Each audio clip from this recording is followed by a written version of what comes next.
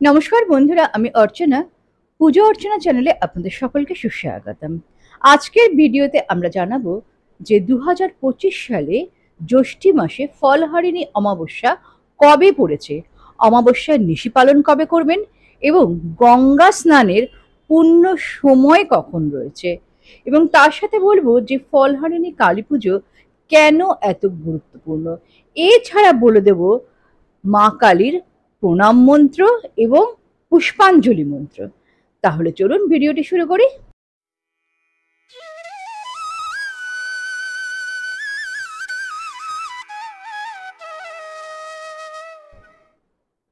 প্রথমেই বলি ফলহারিণী কালী পুজো কেন এত গুরুত্বপূর্ণ। জীবের কর্মফল অনুসারে তাকে ফল প্রদান করে থাকেন দেবী কালী। তিনি নিজের মধ্যে সমস্ত কর্মফলকে ধারণ করেন। এই মাতৃরূপা মহাশক্তি প্রসন্না হলে জীবের দুঃখ ও দুর্দশা থেকে মুক্তি মেলে। সেই সঙ্গে শারীরিক, মানসিক, নৈতিক ও আধ্যাত্মিক শক্তি লাভ করে থাকেন ভক্তরা। অন্যদিকে কর্মফল হরণ করে ভক্তদের তাদের অভীষ্ট ফল, মোক্ষ ফল প্রদান করে থাকেন দেবী কালী। ফলহারিণী কালী পুজোর দিন মা কালী স্বয়ং তার সন্তানদের শুভ ফল প্রদান করেন এবং সেই সঙ্গে তাদের অশুভ ফল হরণ করেন। মানুষ সারা জীবন কর্ম করে যান, কিন্তু মনে করা হয় এই কর্মসমূহের ফল দান করেন দেবী কালিকা। তিনি সমস্ত কিছু শক্তি, জ্ঞান, ইচ্ছা ও কর্মশক্তি রূপে বিরাজিতা। আর এই ফলহারিণী কালী পুজো প্রত্যেকের বিদ্যা, কর্ম এবং সেই সঙ্গে অর্থভাগ্যের উন্নতি ঘটে। প্রেম প্রণয়ে সমস্ত বাধা দূর হয়, দাম্পত্য ও সাংসারিক জীবনেও সুখ শান্তি লাভ হয়। কথিত আছে রামকৃষ্ণদেব ফলহারিণী কালী পুজোর দিনই স্ত্রী সারদা দেবীকে পুজো করেছিলেন জগৎ কল্যাণের জন্য। এই দিন শ্রীমা সারদাকে ষোড়শী রূপে পুজো করেছিলেন বলে আজও রামকৃষ্ণ মঠ ও আশ্রমে এই পুজো ষোড়শী পুজো নামে পরিচিত। এছাড়া 1280 বঙ্গাব্দে জ্যৈষ্ঠ মাসের অমাবস্যা তিথিতে তিনি দক্ষিণেশ্বরে আদ্যাশক্তি সগুণ রূপের পুজো করেছিলেন। সেই জন্য এই দিনটি অত্যন্ত শুভ ও তাৎপর্যপূর্ণ। শ্রীরামকৃষ্ণ তার মোক্ষ প্রাপ্তির জন্য বিশেষ নিয়মে পুজো করলেও এই দিনটিতে হিন্দু ধর্মাবলম্বীরা নানাবিধ মরশুমি ফল দিয়ে কালী মার পুজো করে থাকেন। শাস্ত্র বিশেষজ্ঞদের মতে জ্যৈষ্ঠ মাসে আম, জাম, লিচু, কাঁঠাল সমেত নানা রকম মরশুমি ফল পাওয়া যায়। ভক্তরা তাদের ইষ্টদেবীকে এই ফল নিবেদন করে থাকেন। দেবী ভক্তদের কর্মফল হরণ করে তাদেরকে মোক্ষ ফল প্রদান করেন।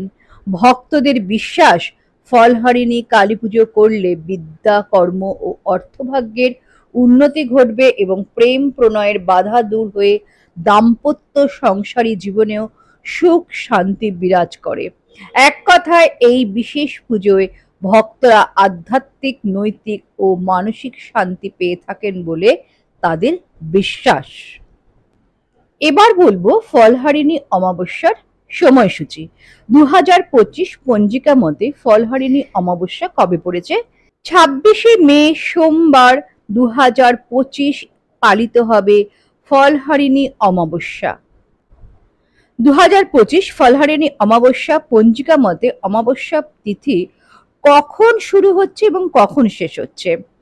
26শে মে 2025 সোমবার সকাল 11টা 3 মিনিটে অমাবস্যা তিথি শুরু হবে এবং অমাবস্যা তিথি শেষ হবে পরের দিন 27শে মে 2025 মঙ্গলবার সকাল 8টা 13 মিনিটে।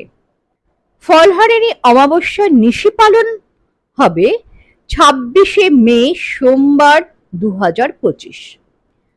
ফলহারিণী অমাবস্যা পূজার ব্রত ও উপবাসের সময়সীমা কতটা? 2025 26শে মে সোমবার 2025 সকাল 11:03 থেকে শুরু হবে। যতক্ষণ না পর্যন্ত পুজো সম্পন্ন হবে ততক্ষণ পর্যন্ত উপবাস থাকতে হয়। এবার বলবো ফলহারিণী অমাবস্যার দিন 2025 সালে কালী পুজোর শুভ সময় কখন। 26শে মে সোমবার 2025 রাত্রি 9:09 থেকে পুজোর সময় শুরু হবে। এবার বলবো ফলহারিণী অমাবস্যার দিন গঙ্গা স্নানের শুভ সময় কখন। 26শে মে সোমবার 2025 সূর্য উদয় থেকে নিয়ে শুরু করে 9:55 মধ্যে গঙ্গা স্নানের শুভ সময়।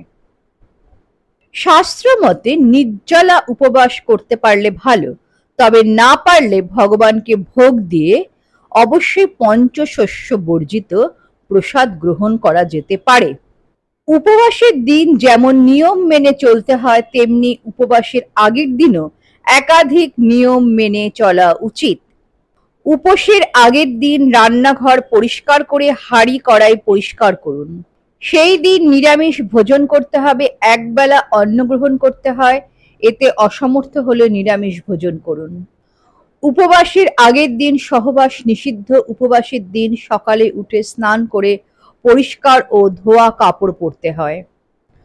উপবাসের দিন তেল মাখা, দিবানিদ্রা, সহবাস, পাশা খেলা, জুয়া খেলা, নেশা করা এবং বিলাসী বেশভূষা সম্পূর্ণভাবে বর্জনীয়। সম্পূর্ণ উপবাস না করতে পারলে দুধ, জল, ফল, মূল, মধু, ওষুধ খাওয়া যেতে পারে। মা কালীর পুষ্পাঞ্জলি মন্ত্র। অবশ্যই বেলপাতা, লাল চন্দন সহযোগে জবা এবং অন্যান্য ফুল হাতে নিয়ে নেবেন। প্রথম মন্ত্রটি হলো নমো কালী কালী মহাকালী কালীকে পাপহারিণী ধর্ম কামপ্রদে দেবী নারায়ণী নমঃস্তুতে মহিষগ্নি মহামায়ে চামুণ্ডে মুণ্ডমালিনী আয়ুরাগ্য বিজয়ং দেহি দেবী নমঃস্তুতে। এষ সচন্দন গন্ধ পুষ্প বিল্লপত্রাঞ্জলি শ্রীমৎ দক্ষিণা কালিকায় নমঃ। এবারে হাতে দ্বিতীয়বার লাল চন্দন সহযোগে বেলপাতা ও লাল জবা ও অন্যান্য ফুল হাতে নিয়ে নেবেন এবং দ্বিতীয়বারে পুষ্পাঞ্জলি মন্ত্রটি হলো নম সর্বমঙ্গল মঙ্গলে শিবে সর্বার্থ সাধিকে উমে ব্রহ্মাণী কৌমারী বিশ্বরূপে প্রসীদ মে ভগবতী ভয়চ্ছেদে কাত্তায়নী চ কামদে কালকৃত কৌশিকী তংহি কাত্তায়নী নমঃস্তুতে। এষ সচন্দন গন্ধ পুষ্প বিল্লপত্রাঞ্জলি শ্রীমৎ দক্ষিণা কালিকায় নমঃ।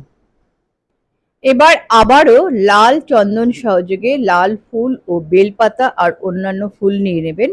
তারপরে যে মন্ত্রটি বলতে হবে সেটি হলো নম প্রচণ্ডে পুত্রদে নিত্যং সুপ্রীতে সুরনায়িকে কুল দত্ত করে চোগ্রে জয়ং দেহি নমঃস্তুতে সৃষ্টি স্থিতি বিনাশনং শক্তিভূতে সনাতনী গুণাশ্রয় গুণময়ে নারায়ণী নমঃস্তুতে। এষ সচন্দন গন্ধ পুষ্প বিল্লপত্রাঞ্জলি শ্রীমৎ দক্ষিণা কালিকায় নমঃ। এরপর মা কালীর প্রণাম মন্ত্র। নম কালী কালী মহাকালী কালীকে পাপহারিণী ধর্মার্থ মোক্ষদে দেবী নারায়ণী নমঃস্তুতে সর্বমঙ্গল মঙ্গলে শিবে সর্বার্থ সাধিকে শরণ্যে ত্রম্বকে গৌরী নারায়ণী নমঃস্তুতে। ফলহারিণী অমাবস্যায় ডালিম ফল নিবেদন করলে দেবীর বিশেষ কৃপা লাভ হয় এবং জীবনের সকল বাধা বিঘ্ন দূর হয় বলে বিশ্বাস করা হয়। ফলহারিণী কালী পুজোর সময় এই ফল নিবেদন করলে মনস্কামনা পূরণ হওয়ার পর ফলটিকে গঙ্গায় ভাসিয়ে দেওয়া হয়, যা পূজায় উদযাপন হিসাবে গণ্য করা হয়। ফলহারিণী অমাবস্যায় ফুটি ফল অবশ্যই নিবেদন করুন। ভক্তদের বিশ্বাস দেবী কালী তাদের অশুভ কর্মফল দূর করে শুভ ফল দান করেন এবং তাদের মনস্কামনা পূরণ করেন। ফলহারিণী অমাবস্যায় ফল নিবেদন করার মাধ্যমে ভক্তরা দেবী কালীর কৃপা লাভের জন্য প্রার্থনা করেন, বিশ্বাস করেন যে দেবী তাদের অশুভ কর্মফল দূর করে শুভ ফল দান করেন। ফলহারিণী অমাবস্যায় আম, জাম, লিচু, কাঁঠাল ইত্যাদি বিভিন্ন মৌসুমী ফল নিবেদন করা হয়। মা ফলহারিণী দেবীকে আম ফল নিবেদন করলে ভক্তের সমস্ত মনোবাসনা পূরণ হয় এবং ভক্তের অশুভ ফল দূর হয়। ওং শ্রী ফলহারিণী কল্যৈ নমঃ। ওং কালী কালী মহাকালী। ওং নমঃ শিবায় শান্তায় কর্ণত্রয় হেতাবে নিবেদয়ামি চত্তানং তং গতি পরমেশ্বর।